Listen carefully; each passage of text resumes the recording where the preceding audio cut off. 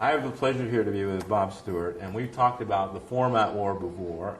The war is now over officially, but does that mean in your mind, as put on your crystal ball, you had a pretty good crystal ball. We talked about a few things last year that have come true. In fact, it's pretty good. So that crystal ball is working well. Look at your crystal ball. Is the fact that the format war over, is that going to mean that we're going to see HD everywhere and everyone's just going to just go out and buy these Blu-ray players? Or are we in a market situation where people are happy to perhaps download some of the content? People are happy to watch their films on their iPod, okay? Yeah. And they're compressed and they're horrible. So are the people educated enough to go out and go buy this HD now, or what's going to happen? It's going to be a big rush? It's a gold mine, or no. It's a complicated answer, I think, because first of all, the format war between HD DVD and Blu-ray might be over, but the format war between HD DVD, Blu-ray, and download is not over. You know, and so the question is the victor for an optical disc going to be the victor in the whole picture? And you've raised a very good point. I mean, I think when we talked together before about the format war in audio, I think I talked quite a lot to you about content. It's like, where is the content? You know, you can have the best format in the world, and if people aren't going to make a wide enough catalogue, in the end it's not going to succeed. Because for a format to succeed, there has to be a really wide catalogue, and the discs have to be excessively priced for a large market. And there's got to be a big enough difference in quality to make people go out and buy something new. That's the other problem. I mean, the thing that you know, we're in the high end. You comment on the high end, you know, at the top of the market, but we can only actually operate on recordings that are made for a very, very wide audience. So, like with compact disc, you know, when we had the format war, DVD audio, SACD. There's no question both of these produced a much better result. But it wasn't, you know, well, first of all, the format war didn't ever end. The studios didn't support it adequately. That's important. Maybe if more recordings had been made, people would have heard. But in the end, the value proposition for, you know, quote, the average man in the street just wasn't there, because for them, CD was just fine. And it was radically better than what had come before. And I think we said last time, you know, the DVD audio and SACD had a war, and the winner was the iPod, because there was a sort of victory for convenience over result, which is what you get in the larger market. Now, if you want to support something like CD, you know, we're trying to play back CD. We can do that because millions and millions and millions of people can buy into a catalogue that's huge. And the discs are, you know, attractively priced and so on. With movies, the DVD catalogue is spectacularly wide. DVD was the fastest growing format ever.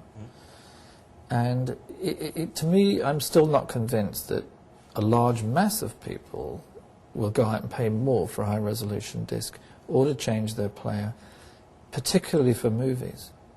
So at the high end, we want the very best. We want the whole movie experience.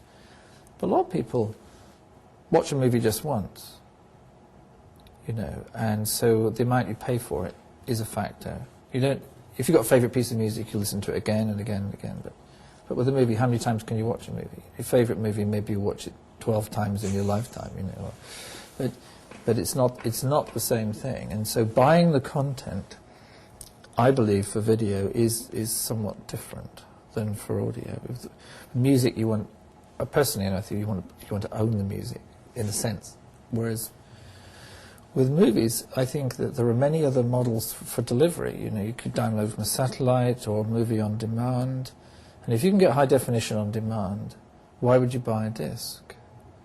And yes, in a sense, this format war might have ended. Are you actually going to have the same quality content? I mean, well, you can from satellite download. I'm not talking about internet download. I mean, you could wait a week to download a high-definition movie, you know, in some ways. So I'm not suggesting that that's a threat. Today. We're going to look forward a little bit, but... Well, that's the point. You know, you go back 10 years and who would have thought you could download lossless audio, you know?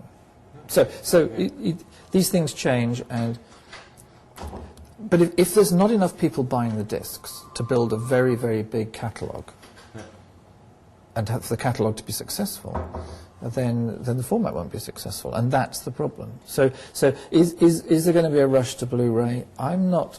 Personally, I'm not totally convinced. I mean, I think the answer actually depends on the market.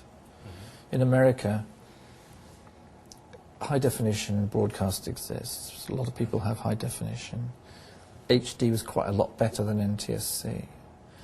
In Europe, France notwithstanding, we have the PAL system, which is a better quality picture anyway. And a lot of people believe that DVD is fantastic.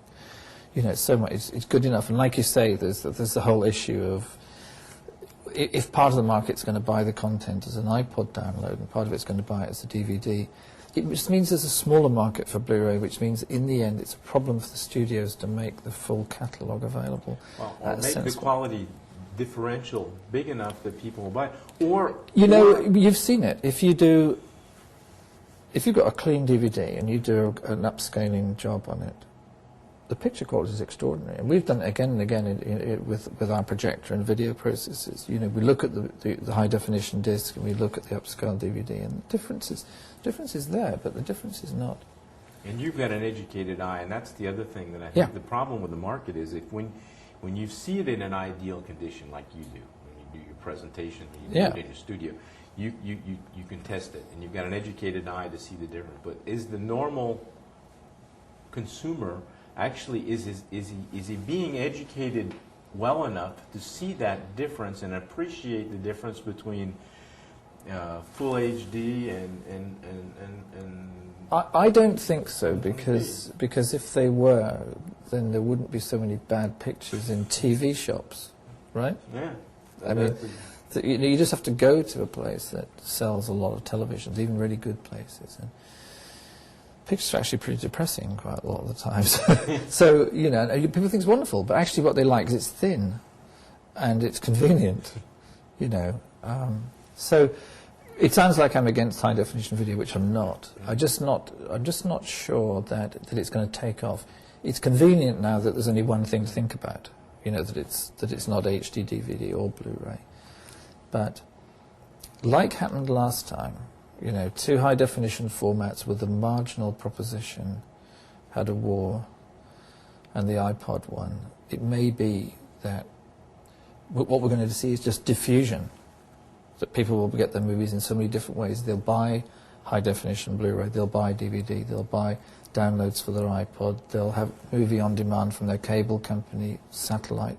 They'll rent it from Amazon. I mean, in America you can do this. You rent it. Appears in your set-top box. So I think my belief is it's going to become quite diffuse, and so you're not going to see a feeding frenzy on Blu-ray players, or you might, but then the important question is, are there going to be enough good discs coming to make a business for the disc maker and to excite the users? And are people going to go out there and spend the money to get their video calibration done and get the system set up correctly enough so that they can actually benefit from the higher definition? For that kind of customer, there's no question that if you've got a really good system, then it's really cool to have high definition sources, and that's not what I'm saying. You have a player, you can watch it. The question is, what discs will there be? In the end, it all comes back to the content. Yeah. Okay, I think we made that clear.